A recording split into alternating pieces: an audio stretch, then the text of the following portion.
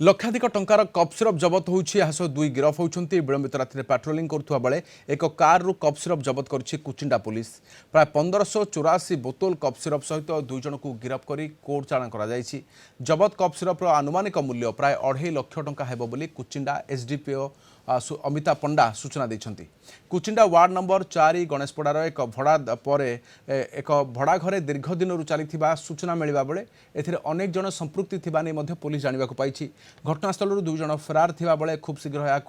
एही राकेट को धरा जिवो बोली मध्य अमिता पंडा सूचना दैछन्ति।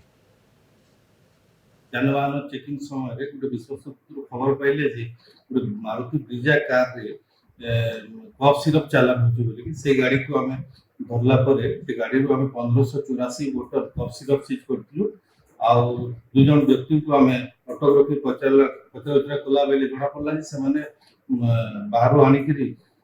जगतसिंहपुर अंचल से कफ सिरप आनी करी संबलपुर अंचल चालान करछन बोली खबर पाइथिलु।